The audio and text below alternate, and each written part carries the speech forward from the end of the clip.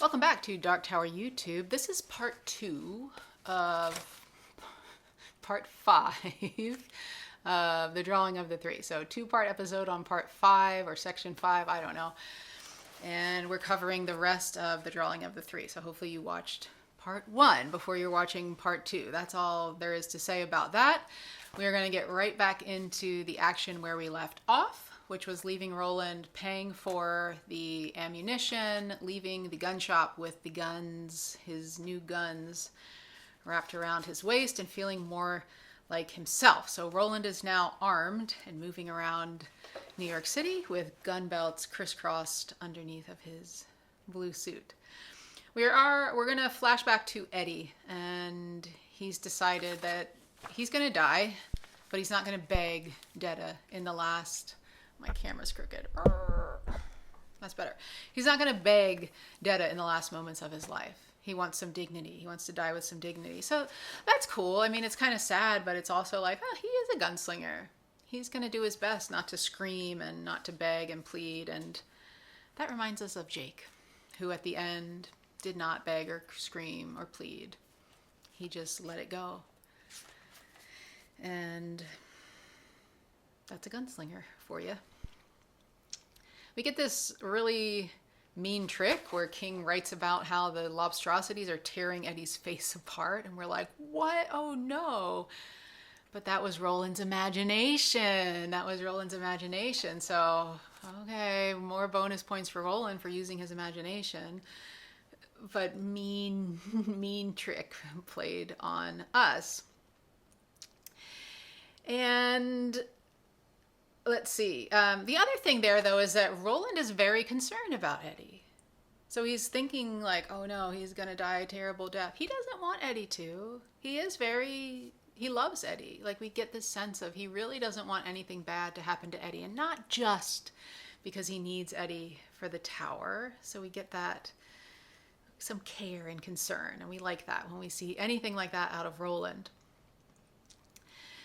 We get Roland moving into the drugstore. And I'm going to read this next part because we have the magic potions and mention of wizards. And we're talking about the man in black and a demon named Flag. So let's do it. King writes, the gunslinger had known magicians, enchanters, and alchemists in his time. Some had been clever charlatans.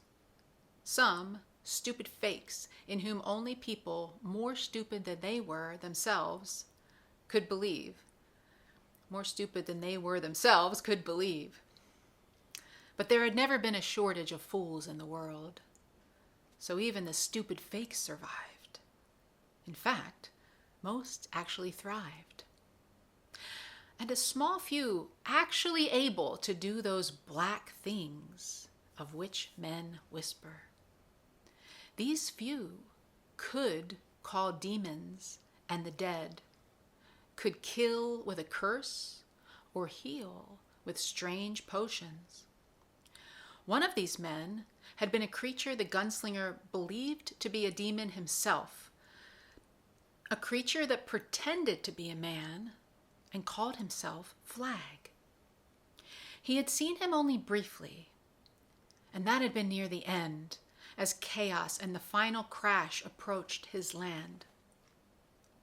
Hot on his heels had come 2 young men who looked desperate and yet grim, men named Dennis and Thomas. These 3 had crossed only a tiny part of what had been a confused and confusing time in the gunslinger's life, but he would never forget seeing Flag change a man who had irritated him into a howling dog. He remembered that well enough. Then there had been the man in black, and there had been Martin, who had seduced his mother while his father was away. Martin, who had tried to author Roland's death, but instead authored his early manhood.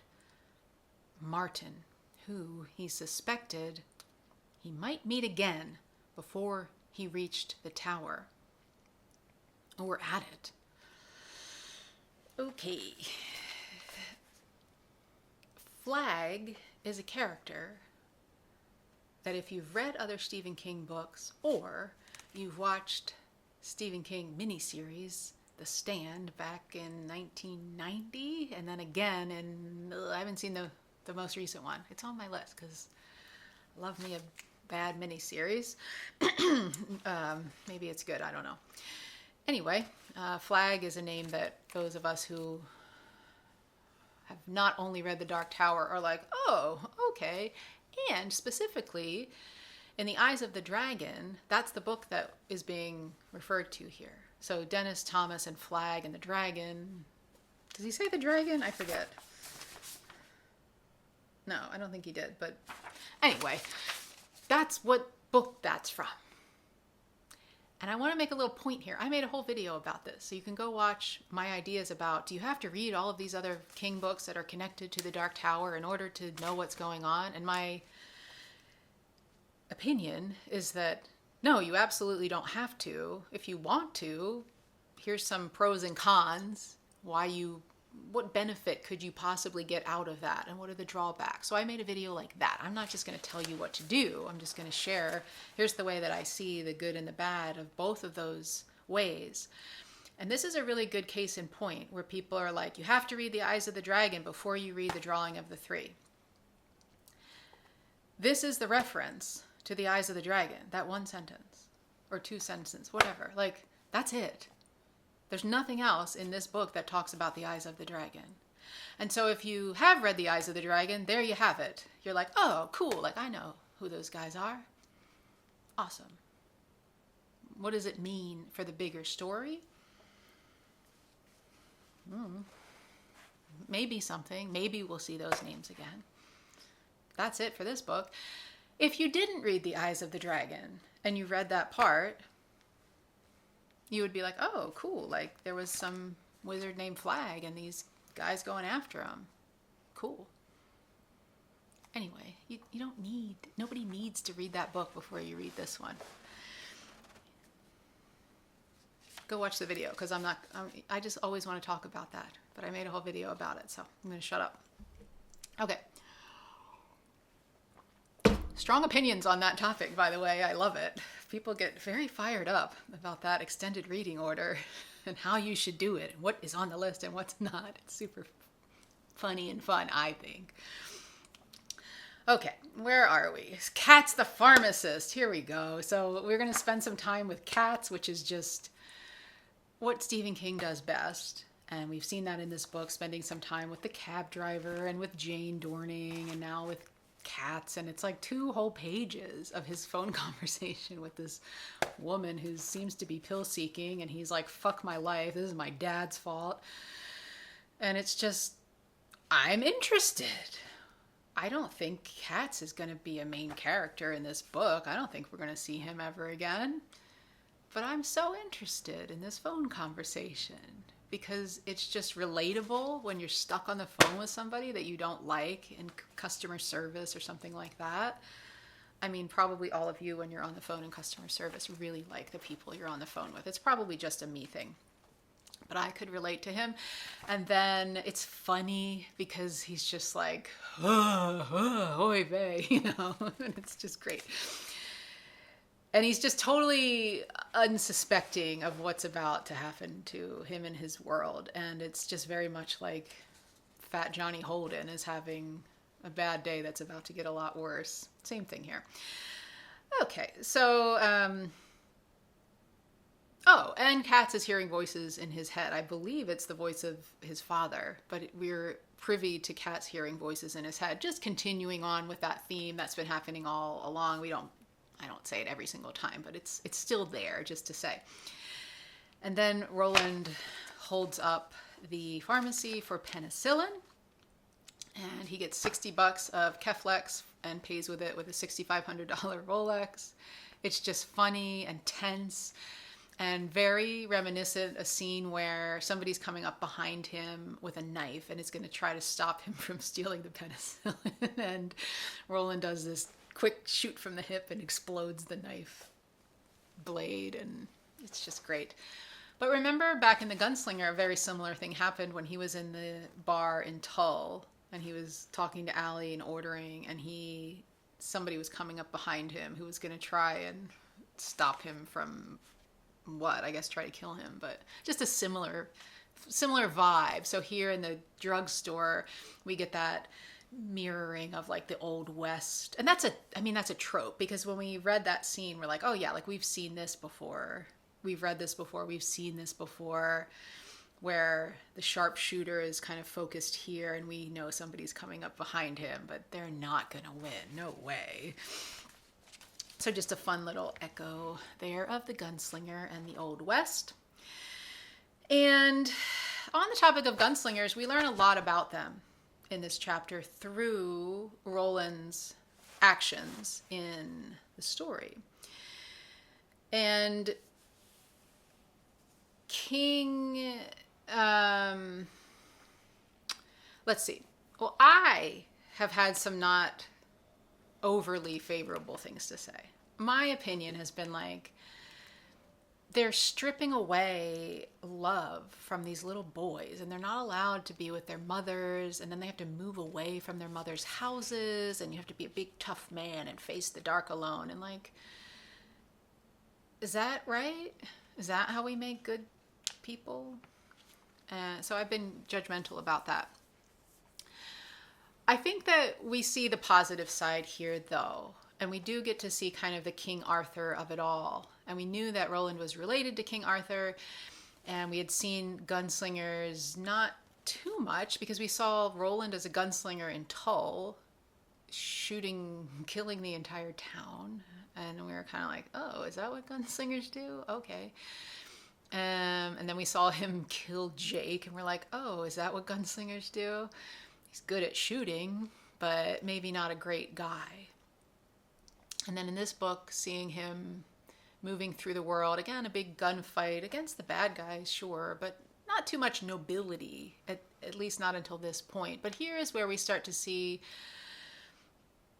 Roland assessing the gunslingers as fighters against injustice. So again, comparing Roland with Odetta and trying to make the world a better place, and saying the gunslingers are there to help a stranger in need. That's what he said about the fat, stupid gunslingers, in his opinion. And this idea of chivalry, and the Knights of the Round Table are guys that you can count on to not hurt anybody and not cause more damage than when they came in. And in this drugstore robbery, we see that Roland is holding up the drugstore, and the guard tries to stop him, and he shoots the gun out of the guard's hand. And then the guy with the knife is going to stop him, but he shoots the blade, so the knife is useless. He doesn't hurt anybody. He doesn't want to hurt anybody. He overpays by 1,000,000% for that Keflex prescription. And he gets really mad when the gunslingers of this world, the cops, start shooting into the window of the drugstore. Like, he gets so mad at them because they're putting civilians at risk. So just to say that there is something noble and chivalrous about gunslingers after all. We just didn't really get a glimpse of it until about now. And he just gives, they just automatically get his respect, even when they're fucking up. He's like, it's because I bashed them on the head. That's why they're acting so stupid. And that's where we get our gunslinger mantra showing back up in the story. So this is after he knocked out those two cops for the second time in probably about 15 minutes. King writes, Roland stood in the doorway, oblivious to the approaching sirens. He broke the scatter rifle, then worked the pump action, ejecting all the fat red cartridges onto Delavan's body. That done, he dropped the gun itself onto Delavan. You're a dangerous fool who should be sent west, he told the unconscious man. You have forgotten the face of your father. He stepped over the body and walked to the gunslinger's carriage, which was still idling. He climbed in the door on the far side and slid behind the driving wheel. You have forgotten the face of your father. So there it is again, admonishing this man who can't even hear him, but Roland's going to say this gunslingery thing. You fucked up. You should be sent west. We haven't heard that before. We did hear about how the gunslingers were sent west, and remember the court's court, where the east is where I forget, but that's where the palace was, and the light, the world of light, and then the western exit was like if you messed up and you didn't beat your teacher, you went out the west gate because you were going west. So we knew that about gunslingers. Maybe you forgot, but we're just remembering. But we never heard you should be sent west. So just these cool world building kinds of things. And Roland's going to drive a car, except he doesn't know how to, so he has to use Jack Mort's knowledge body to do that. And he does, under threat of, I'm going to poke your eye out if you don't do this, because I don't care, it's not my eye. And Jack Mort does it. So they go to the Christopher Street station where Mort had pushed Odetta 3 years before, we're told. I want to talk about the name Jack Mort. He's not a major player, but he is the third door, so it's important maybe to talk about it. But we've already kind of talked about Jack, sort of, because think about this. I really thought about this time. So Jack is a nickname for John, usually. And John is Jake's real name. And remember, John is Hebrew for God is gracious. But we have Jack and Jake. And the name Jack could also be a nickname for Jackson, which was son of Jack or son of John. It also could be Celtic for healthy or strong. There are some theories that even think that Jack could be a variation of Jacob. A lot of similarities there in the Jack, Jake, Jacob-ness of it all. What does it mean? I don't know. But just the idea that in Roland's life, in his world, we've seen a lot of like mirroring and echoing of things going on in the story. This one is not as overt, but I think it's there. This man could have been named anything for his first name, but it's very similar to Jake. Make of that what you will. Mort is Latin for dead or death, but y'all had figured that out already, right? So when we said death is door number 3, that's correct in this way, that is his literal name means death.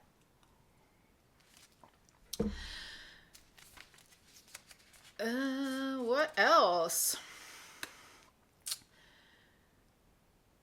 I guess thinking about for a minute just how this is all panning out, like, was Roland supposed to draw Jack? Death was not for him, death was become him. Is he right about that? Like he was supposed to kill Jack, or was he supposed to draw Jack? I don't know. So again, with Jack and Jake, Roland doesn't draw Jack. He sacrifices him in the name of saving Susanna, just like he sacrificed Jake. So Jake and Jack are both sacrifices at the end of these respective books. Now, Jake was sacrificed for the Dark Tower, and Jack was sacrificed for Odetta, but it's for Roland to continue his quest. So I would also say that Jack Mort was sacrificed in the name of the Dark Tower indirectly. And we're gonna give Roland some extra points here because he really did reject Jack in a big way. And he didn't know what was going on. He said, you will draw 3. And then he decided he was the third one, but he was kind of like, what am I going to do with a man like this? So he was kind of thinking, should I be taking this man with me? But he just rejected all of that. And he's like, this is too much. This is a bridge too far. I can work with a lot of people, but not this guy. This guy is even worse than Detta Walker. This guy is even worse than Walter. And I want nothing to do with him. So there's just something, a little something honorable and noble in there where Roland is rejecting this monster of a man and not even entertaining the thought, should I draw him? What if I don't draw him? How does that change things? He's like, nope, I'm going to get rid of him in the name of helping Odetta, ultimately helping me. But still, there's some shreds of humanity in that. Okay, so we've got 2 new cops on the case, Norris Weaver and Andy Staunton. They're much more of an obstacle than the first 2 cops had been. And they're yelling so Roland gets to the station, he's getting out of the car, they see him, and they're like, freeze, and he takes off, and they're gonna shoot. And we see this thing that King tells us about where Andy Staunton feels a cloak of emotionless coldness dropping over him. That's a gunslinger right there. So when we are saying these are the gunslingers of this world, he is. And we know that's a gunslinger thing, to have that cold veil of war fever drop over them. He fires, he hits Jack Mort, and he thinks he's dead. But we have this silver lighter that was over his left breast pocket, or in his left breast pocket, that stopped the bullet. It still hurt Jack pretty badly because it's still like this super forceful thing, and it actually exploded the lighter and drove it back into his chest, and we're told there's like an imprint there of the lighter, and it catches on fire. So it's getting a little interesting here. The cop is very good and smart and a gunslinger, and he goes over to be like, okay, this guy's dead. Why is he on fire? He can't figure that part out, and that's the part that messes him up, because he's bending over to put out the fire, and that's when Roland stops playing dead and kicks him in the chest and makes his getaway. So he runs down into the subway station, and the train is coming. King writes, he could hear the train roaring toward the platform, could see its light. He had no way of knowing it was a train which kept the same route as the one which had run over Odetta. But all the same, he did know. In matters of the tower, fate became a thing as merciful as the lighter which had saved his life, and as painful as the fire of the miracle had ignited. Like the wheels of the oncoming train, it followed a course, both logical and crushingly brutal, a course against which only steel and sweetness could stand. There's that word stand again, and I think, let's talk about the lighter for a second, because that feels very Ka-ish, doesn't it? Where we learn that Jack Mort doesn't even smoke. He bought this, I think it was a $200 silver lighter so he could kiss his boss's ass and light his cigarettes for him. That's the only reason he had it in his pocket. So that's kind of Ka, isn't it? It saved Roland's life. It saved Mort's life. And I think that feels like that kind of thing. So the word stand being used there, we looked at that, I think not the last episode, but the one before that. And that word steel, which we've heard the word steel being used in terms of gunslingers, have a deep steel inside of them. So using those two words together, I'm paying attention, Stephen King. Remember when, let's see, so Roland says, this is back in the beginning of this book on the beach. And Roland's talking to Eddie when they're both kind of in a bad place. Only two choices here, Roland whispers. Don't know how it is in your world, but only two choices here. Stand and maybe live, or die on your knees with your head down and the stink of your own armpits in your nose. Nothing. He hacks out a cough. Nothing to me. So that was where we saw the word stand. We see it here again.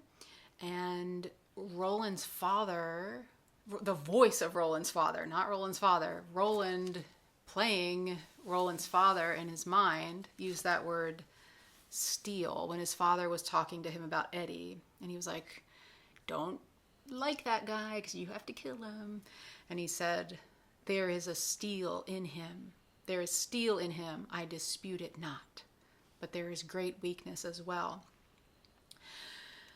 So, not only are they both used in the same sentence here, but they're both used in the same sentence where Roland is talking about fate and destiny, which also is ka. Now, he doesn't use the word ka here, but the wheels of the oncoming train, fate.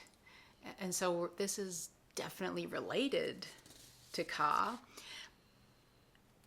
Are we being told what our characters need to do here? So again, like reread that paragraph and look at how we're talking about in matters of the tower. Fate is like the wheels of an oncoming train. It's following a course, and the only way that you can divert it is through steel and sweetness. We've heard about steel, so we know about that. And just like, I don't know, the idea of, I guess the guns are not steel, are they? They're iron. I thought I was doing a thing there, but I don't think I was. Anyway, those are both being used in the course of this paragraph. But I'm like, is this about the tower and what we need to do to get there? Who needs to be sweet? What sweetness? We haven't seen much of that. We've seen the murder of a child in the last book. And in this book, we've seen Roland a few times, like seeing his heart kind of being exposed a little bit, and he wants to be loved, but he's having a hard time. And at the end of this book, we're hearing more about like, yeah, I'll kill all of you to get to the tower. More sweetness, a balance of steel and sweetness. A balance maybe of the more masculine traits and the more feminine traits. If we want to say steel is masculine and sweetness is feminine. And having those female characters showing up in the first book. And we had Allie, and then we're talking about his mother, and then we're talking about Susan, and then we had Sylvia Pittston, and now in this book we have Odetta and Detta and Susanna. So we have these female characters and elements. Are they bringing the sweetness? Is it enough? Does Roland need to find it within himself alongside of that steel? What about Eddie? I just think there's a lot there to kind of think about our way forward and maybe what needs to happen when they take their stand. Back to the story. Roland's like getting the Keflex, the bullets, shoving them in the pants, and he sends this telepathic message to Odetta, look through the door, Detta, Odetta. And they do. And as they do, Roland's throwing himself in front of the train, grabbing the things he needs, and managing to get out of that body before it's cut in half at the waist, not at the legs. And we're about to finish this section called The Pusher. So let's revisit the idea of the pusher, because we talked about like, well, who is the pusher? Who could it possibly be? And just now, let's put a bow on that. There's a ton of pushers in this story, and I think that theme was worked pretty well. So we had Henry pushing drugs onto Eddie, Roland stepping into Henry's shoes and pushing the tower onto Eddie, Eddie pushing the wheelchair and made a point to think of himself as the pusher, Detta and Odetta constantly pushing each other out of the driver's seat of their shared body, and Jack Mort, who pushed the brick, pushed Odetta, and pushed Jake.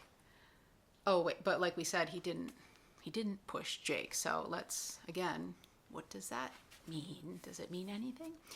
And then Roland is the final pusher in this book, pushing Jack Mort in front of the train. Lots of pushing. We're back on the beach. Odetta and Detta have physically turned into two different people. Eddie's screaming because the lobsters are upon him. And King's going to jump back and forth a little bit in time to keep things interesting, telling us something and then going back to tell us what happened there. I think that makes it more dynamic and interesting. He's not just going to say, and then this, and then this, and then this. He's going to be like, here's Roland's perspective of what's going on, and he saw this. And then we're like, wow, what does that mean? And then here's what Eddie's noticing, and we went back in time a little bit. It just keeps the story so, it's alive because of that dynamic motion and jumping around. And I don't find it confusing at all. The way that he does it is just, once again, Stephen King is a brilliant writer, period. We are going to jump back to Detta. So all the way back to Detta. So we're kind of on the beach with Roland, but we're going to go back to Detta before that split now. And we don't need her description of what happened here because Eddie already gave it to us. So Eddie told us way back a few chapters ago about what happened when he had Roland turn and look through his eyes. And that's where Roland was kind of like, aha, there's a key here that I need to use to unlock the Detta Odetta.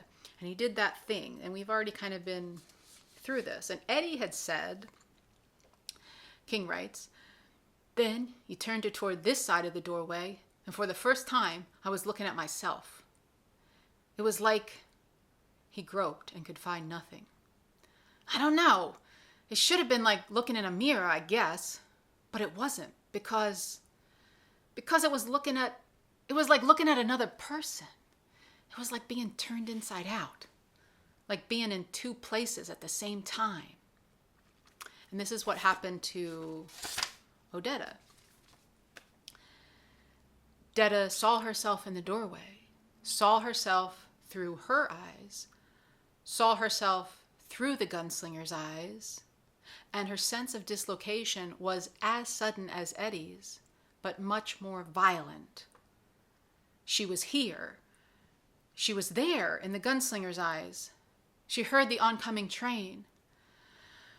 Odetta, she screamed, suddenly understanding everything, what she was and when it happened. Detta, she screamed, suddenly understanding everything, what she was and who had done it. A brief sensation of being turned inside out, and then a much more agonizing one. She was being torn apart. So that's exactly what happened to Eddie. And we had that clue there of like, it should have been like a mirror, but it wasn't. It was like looking at another person. So having this perspective of yourself, not in a mirror, but from a third party. So that's what happened here, in case there was any confusion. Odetta and Detta had been looking at each other inside ever since they came through that door, even though they weren't acknowledging it consciously. And like I said, I think this merge would have happened anyway, but Roland forced the issue, which it's a good thing he did. But this is such a great psychological lesson in healing. You have to have a look at yourself, step out of yourself and try to have an objective look at who you are and what you're doing and why you're doing it, and be honest with yourself. Try to figure that out, and then what does Odetta do? Love, accept, integrate. This is me. I see me. I am a whole person. I contain multitudes, and I know who's in me, and I know what's working and what's not, and I'm going to try my best to not cause harm to anyone now that I know I'm not projecting anymore. I can just show up as me and use these parts to do good in the world. Roland is going to try and stop the lobstrosities. They do manage to get a chunk of Eddie's leg, and for a second we think they're done for, and even Roland for a second is like, well, this is it, I tried. But then King writes, and then the thunder of his own gun filled him with wonder. Now, I didn't pull this particular passage out back when we were in the drugstore, but I want to pull it out now because King flashed that word wonder in front of us a few times in this paragraph. And I always say, when you see something more than once, pay attention. There's something there for you. Now, in that particular paragraph, it's just good writing and it's just nice, easy on the ears, or I don't know. We're not really hearing it, but your inner ear, I guess. And then he brings that word back. That word wonder is brought back here. So let's talk through this a little bit. Let me tell you what I'm talking about. So this is back in the pharmacy.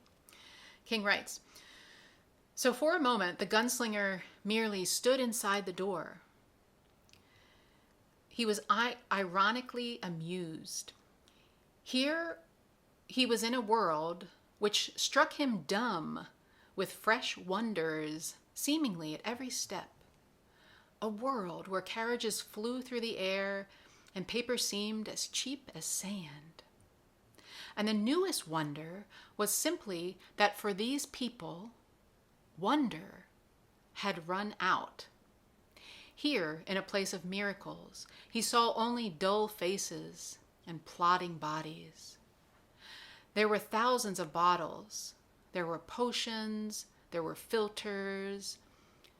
But the Mortsopedia identified most as quack remedies. Here was a salve that was supposed to restore fallen hair, but would not. There was a cream which promised to erase unsightly spots on the hands and arms, but lied.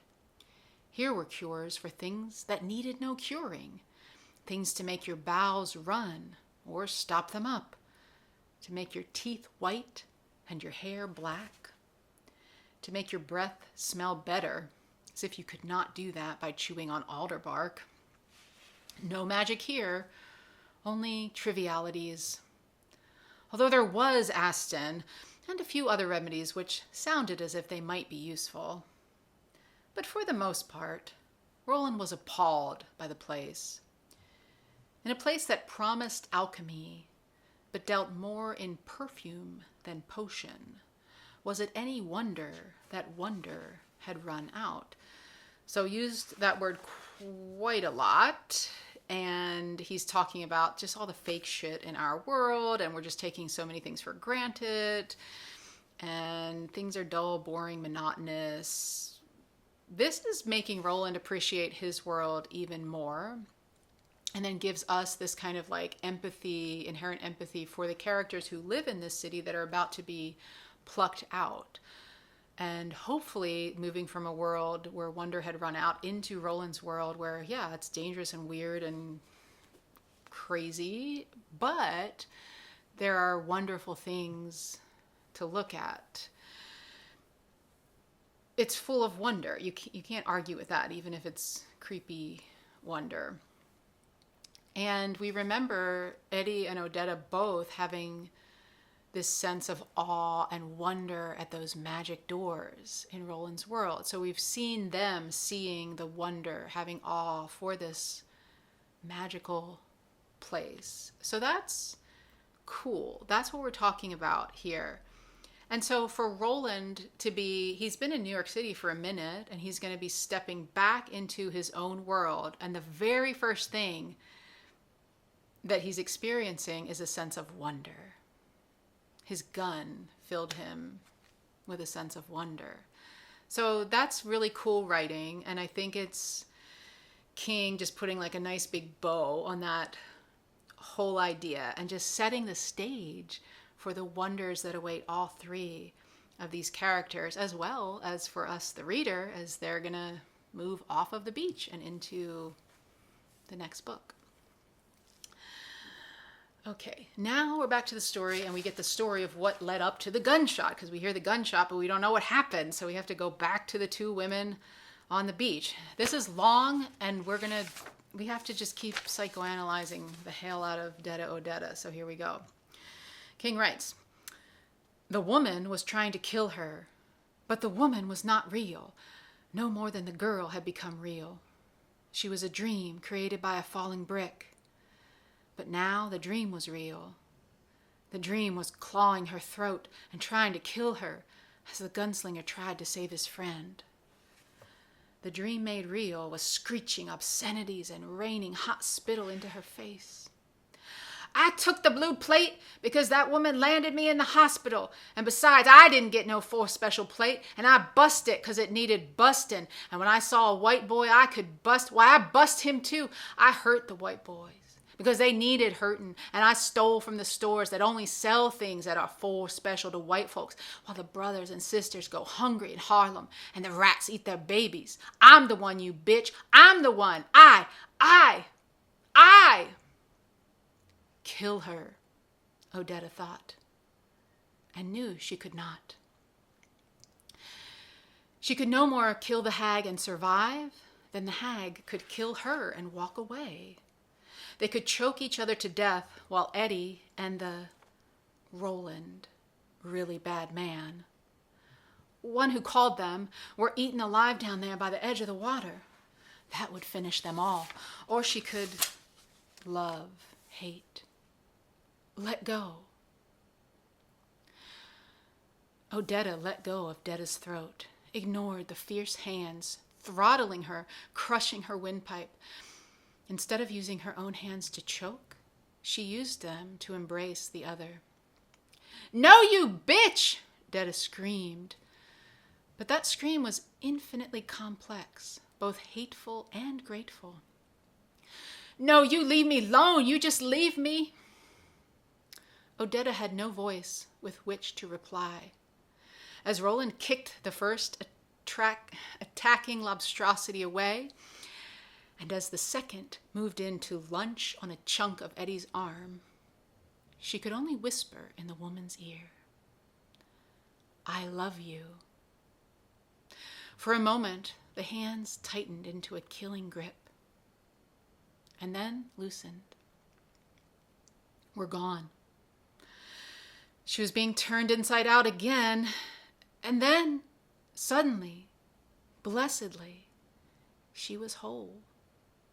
For the first time since a man named Jack Mort had dropped the brick on the head of a child who was only there to be hit because a white taxi driver had taken one look and driven away. And had not her father, in his pride, refused to try again for fear of the second refusal, she was whole. She was Odetta Holmes. But the other? Hurry up, bitch! Detta yelled. But it was still her own voice. She and Detta had merged. She had been one. She had been two. Now the gunslinger had drawn a third from her. Hurry up! Are they going to be dinner? She looked at the shells. There was no time to use them. By the time she had his guns reloaded, it would be over. She could only hope. But is there anything else? She asked herself and drew. Suddenly, her brown hands were full of thunder. Oh gosh, guys, I almost started crying. Did you hear that?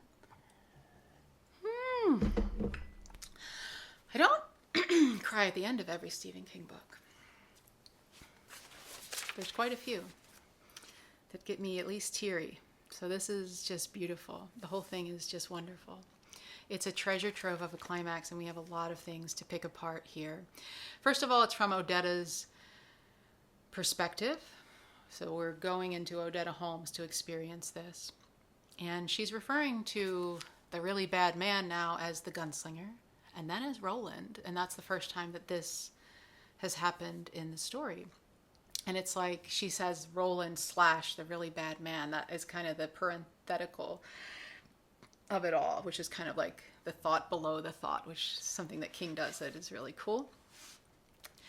But so seeing both sides of herself, now she can see both sides of Roland. And we've kind of talked about how Roland is mirroring Odetta and Detta in terms of like the good side of Roland and then the really bad man side of Roland. You know, on that note, I had a thought about, I forgot about this, or I thought about it when we were talking about why do they think Roland is a really bad man? Why is he the really bad man?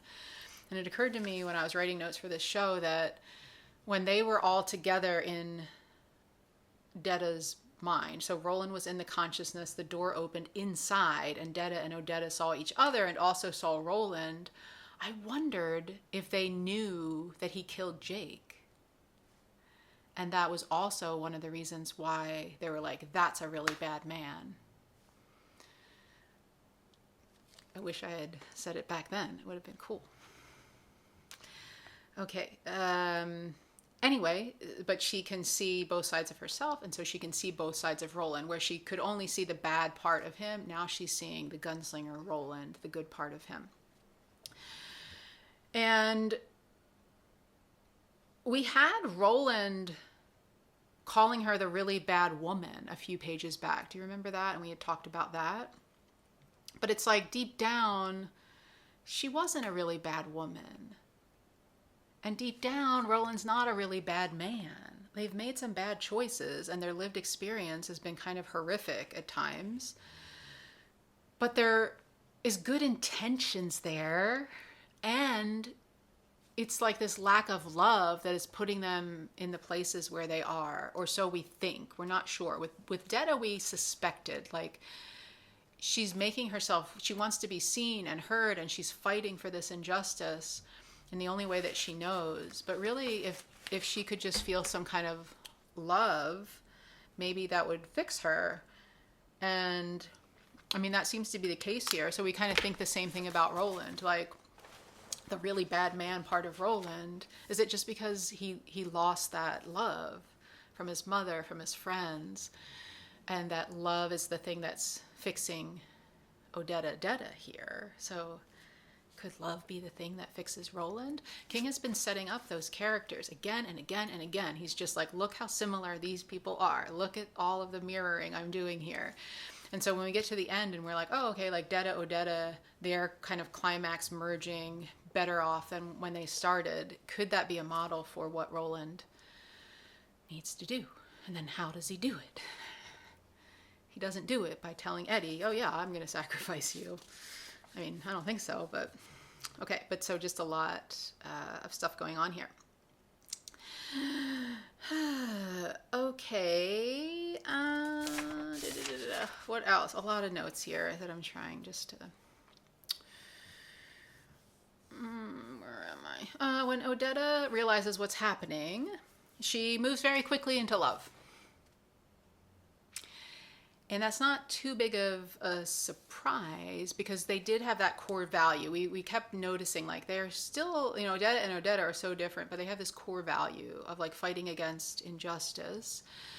And Odetta wanted to know about the darker side of things, wanted to have those conversations with her family, wanted to express her feelings about what's really going on here. And Odetta feels that burning desire for justice and equality just the same as Detta does, but of course, due to her father's modeling, Odetta doesn't feel that she didn't feel like she could be open or express her rage or be loud or be violent. She had to be prim and proper and stolid and non-violent and never hurt anybody's feelings, especially white men, and just repressing that side until she became totally unaware of that separate existence. So it makes sense to me that she can easily extend love to that part of herself as soon as she clearly sees it, because in a way, that's what she's been seeking all along. That's what her urge was to do, to talk about, to express, to shine light on, and couldn't. So when she sees that version of herself, she's like, ah, there it is. So that's cool. Odetta decides to love instead of to kill. And Detta's resistance was that infinitely complex, hateful, and grateful. And we kind of said, Detta is just finally like grateful to finally be fully seen. She needed to be fully seen, not just by the world, but by Odetta. Because they're just two parts of the same person. She needed Odetta to see that part of her and integrate, because that's what, again, they both just wanted the same thing ultimately. And both now can help Susanna in her mission of fighting injustice. Okay, you want to go even deeper on this one? Remember, we talked about the idea that they're sharing this core value of fighting against injustice, and Odetta was choosing to practice nonviolent resistance, and Detta, well, was pretty violent to get her point across. In the end, Odetta chooses love, and that is the ultimate act of nonviolent resistance. And in doing so has that merge, but it's Detta. It's the Detta side who grabs the gun. And we know that because, once again, King is able to use that Detta voice, very distinct voice, to let us know that Detta Walker is still alive and well, just now merged and fighting together with Odetta against injustice, and is going to go for those guns and save everybody's lives. Love was the thing that was needed to resolve the injustice of Detta taking over Detta's life. But violence was the thing that was needed to fix the injustice being done to Roland and Eddie by the lobsters and also by Detta. Love and nonviolent resistance wouldn't have saved Roland and Eddie. They would be dead, if not for the gun violence. So I think we're being asked to just look at that and think once again here about those ideas of nonviolent and violent resistance, and how we're going to use both of those in this new merged characters.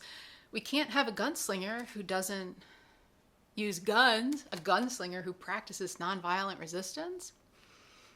I don't think that's a thing.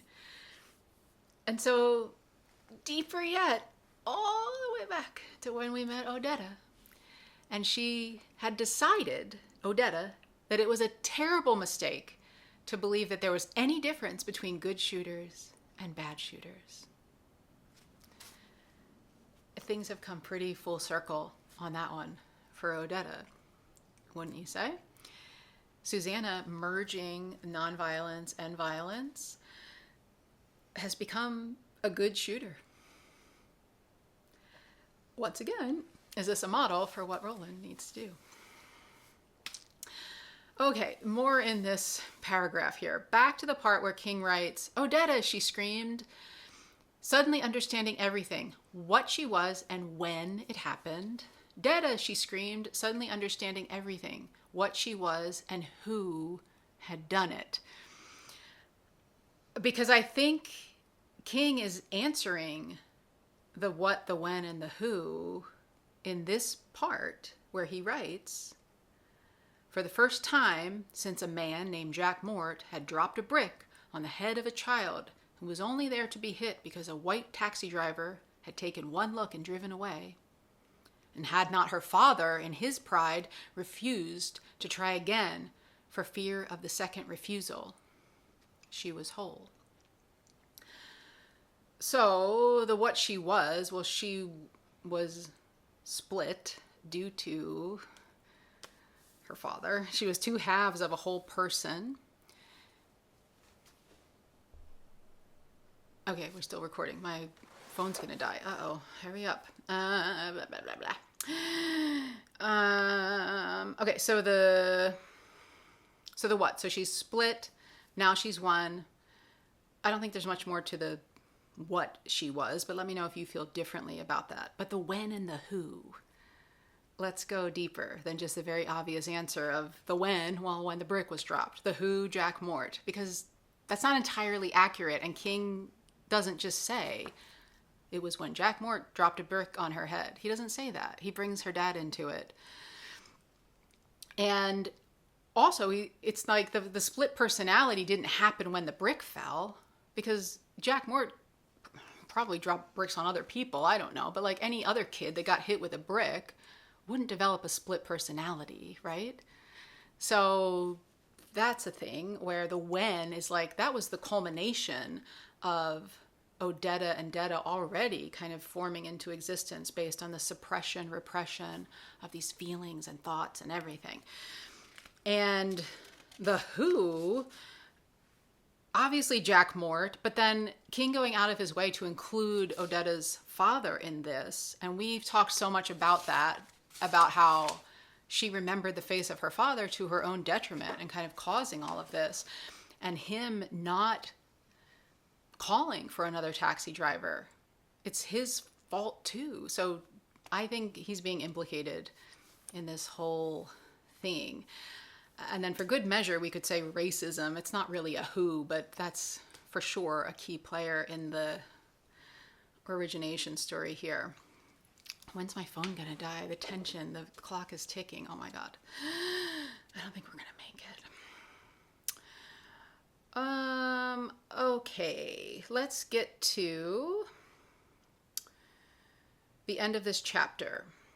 And Roland is,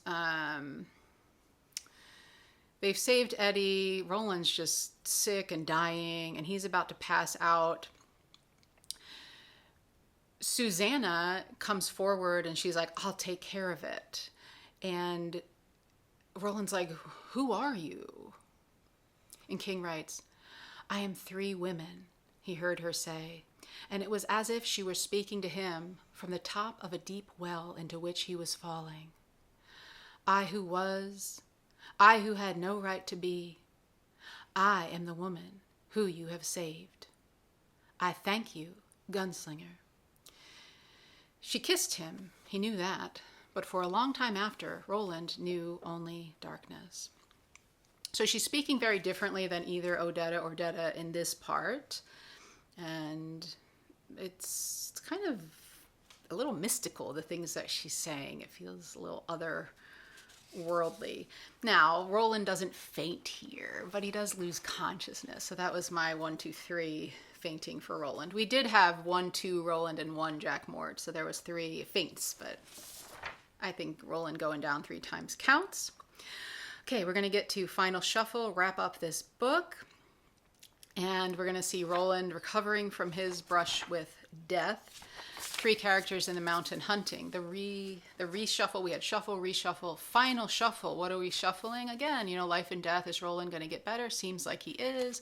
We have a new character now shuffled into the deck, so we don't know much about Susanna. And we don't really learn too much about Susanna here, so hopefully we're going to get more about that in the next book. And then Eddie and Susanna kind of being a new dynamic. So new cards at play, if you will.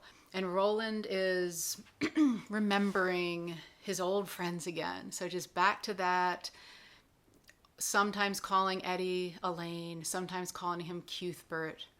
Always he called the woman Susan, we're told.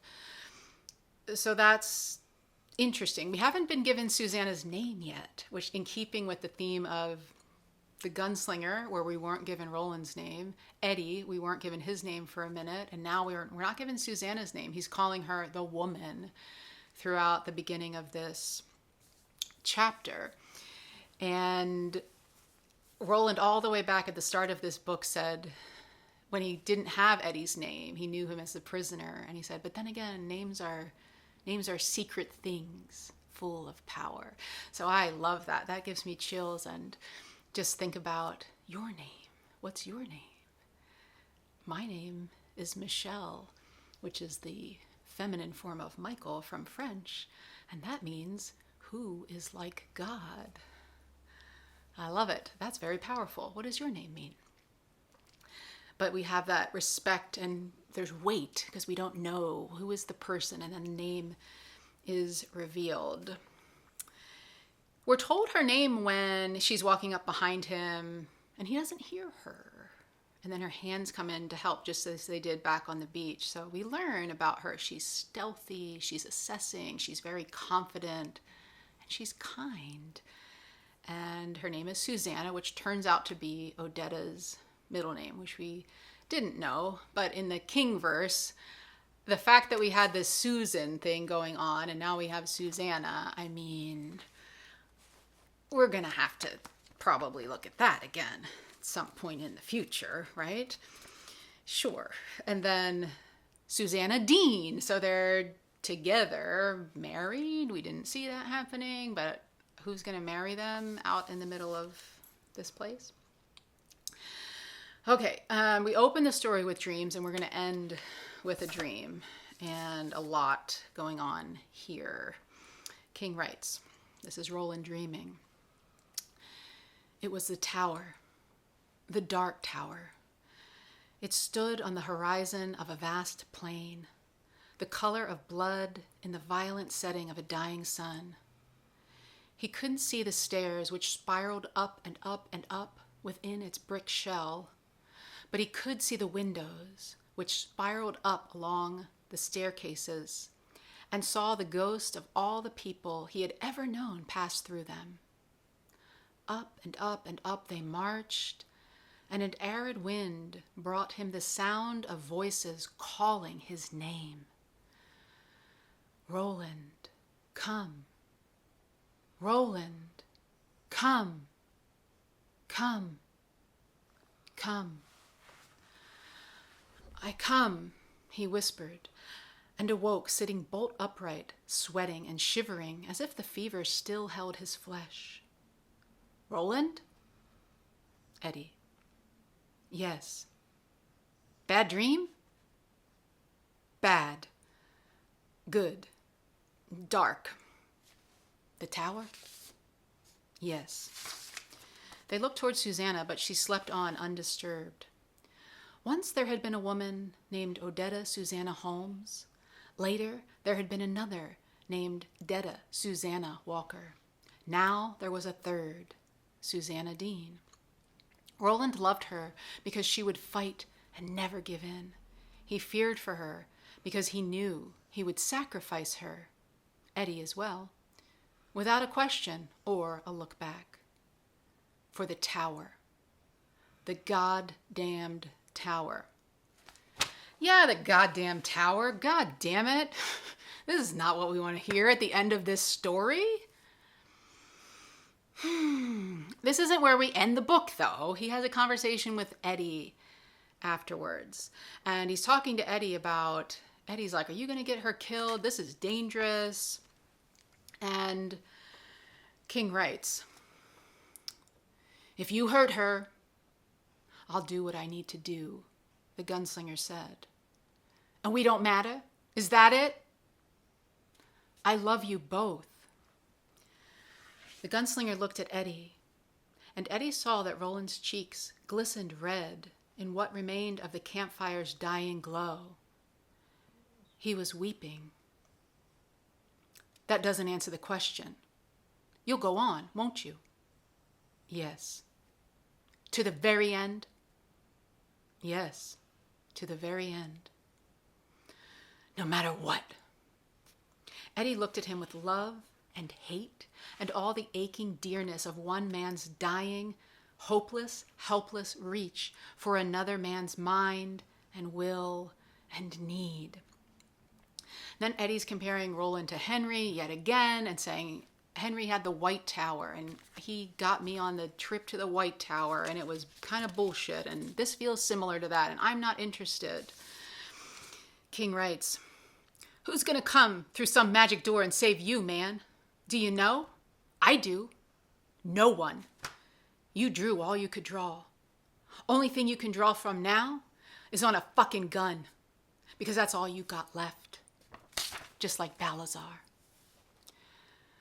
Roland said nothing. You want to know the only thing my brother ever had to teach me? His voice was hitching with tears. Yes, the gunslinger says. He leaned forward, his eyes intense upon Eddie's eyes. He taught me, if you kill what you love, you're damned. I'm damned already, Roland said. But perhaps even the damned may be saved. Are you going to get all of us killed? Roland said nothing. Eddie seized the rags of Roland's shirt. Are you going to get her killed? We all die in time, the gunslinger said. It's not just the world that moves on. He looked squarely at Eddie, his faded blue eyes almost the color of slate in this light. But we will be magnificent. He paused. There's more than a world to win, Eddie. I would not risk you and her. I would not have allowed the boy to die if that was all there was. What are you talking about? Everything there is, the gunslinger said calmly. We are going to go, Eddie. We are going to fight. We are going to be hurt. And in the end, we will stand. Now it was Eddie who said nothing. He could think of nothing to say. Roland gently grasped Eddie's arm. Even the damned love, he said. So, there's that. What do we take away from this? Well, Roland is still willing to sacrifice the people he loves. Not good. But he loves them, and he's telling them that he loves them. And he didn't say that to Jake. He only said that after Jake was dead. So that's kind of an improvement. And he has some hope. Maybe the damned can be saved. Perhaps even the damned can be saved. That feels very optimistic. We like that. And even the damned love. So we have had a shift in this character from book 1 to book 2. Not as much as we would like, perhaps, but we still have a lot of books to go. And I am going to do I did a gunslinger roundup. We're going to do a drawing of the 3 roundup and look more at the character arcs from Roland and Eddie and all, the whole thing. And just kind of say, where do we start? Where are we at? Where are they going? What are the themes? All that cool stuff. So that's for a different episode. And we end with Roland thinking about the tower and King Wright's. Roland sat awake and listened to voices in the night while the wind dried the tears on his cheeks. Damnation? Salvation? The tower. He would come to the dark tower, and there he would sing their names. He would sing their names. There he would sing all their names. The sun stained the east a dusky rose, and at last Roland, no longer the last gunslinger, but one of the last 3, slept and dreamed his angry dreams, through which there ran only that one soothing blue thread. There I will sing all their names. And that's where the book ends, and I love that because he's thinking not only of damnation, but salvation, so that's cool. There's a question mark after it, but okay. We learn more about the Dark Tower, that like what it looks like, this interesting, dark, shadowy thing. I lost it, but so we get this kind of vision of it and the importance of it, where Roland's like, I wouldn't be doing this unless it were fucking important. Like, there's more than a world to win. I wouldn't have let that boy die. I'm not going to let you die for nothing. This really matters. And we're kind of like, does it? Why? What is it? What's going on there? Is it really worth dropping Jake for real? But we're given some sense of like, there is something maybe a little more important than what we've been led to believe so far. Not a lot of detail there, but just to say it happened, and Roland just being very adamant about how important this quest is and the stand of it all. We're going to be magnificent, and we're going to do our best on this great quest. So we have a lot more questions at the end of this book, but feeling some kind of optimism moving forward that Roland has his little band again. Okay, my phone's going to die. It's got 10% left. I'm going to do it. So he has his friends again. He hasn't had friends in a long time. The last one he had, he killed. He didn't kill these guys, at least not in this book. Yay, that's good. So we're just trying to take the wins where we can get them there and have hope for Roland moving forward and into the next book with now our 3 characters. And trying to figure out, we're done book 2 and we still don't know what is the tower? Why are we going there? What is so fucking important about it that you're going to kill everybody for this thing? So can't wait to kind of get there. And even in the afterwards, I don't usually look at this, but King in the afterwards, if you read it, he says, do I really know what the tower is and what awaits Roland there, should he reach it? And you must prepare yourself for the very real possibility that he will not be the one to do so. Yes and no. So like at the end of this book, Stephen King's like, I don't know. We're on a trip and we're going somewhere and something's going to happen, but I don't even really know what it is. The last thing I want to talk about is that placental tearing, which came all the way back when Detta came through the door. And that placental tearing, I think, was the birth of Susanna. And it happened right there. We've been looking at that all along, where as soon as they came through the door, the swapping began, the merging of those 2 characters and just snowballing, picking up steam. We saw it again and again and again and pulled it out almost every single time and analyzed the crap out of it to say, aha, that was the birth of Susanna. That was the placental tearing sound. Okay, I probably missed something, but I just don't want this to run out and then dump my whole video. So I'm going to end it here. Look for, if you're a Tower Junkie, I'm going to do Tower Junkie's only episode for Drawing of the 3, in which we're going to look at all of the spoilery things that happened in this book that tell us about the bigger arc of the series. So look for that one pretty soon. And then for all of you, my book club friends, no spoilers, the Drawing of the 3 roundup, where we're going to look again at first book and second book. What are we seeing between them? Similarities, differences, Roland's character arc, new character arcs, themes that we've been exploring, that we're still exploring, themes that have dropped away. What are we expecting to happen? How are we going to get there? So look for that as well. And then we'll start. You know what? I have another fun bonus episode in the works as well. So just stay tuned. I'm going to try to get more of these episodes out, at least 2 a month, hopefully more than that. I love you all so much. This is the most fun thing that I do with my life, like probably in my whole life. So I love it so much. I love being here. Get in touch with me, RealityRemixRadio at gmail.com, or just write in the comments and we can talk to each other. Please comment. Thank you for commenting. Thank you for liking and subscribing and sharing in this amazing series with me. Until we meet again, my dark towery friends, may you have long days and even pleasanter nights.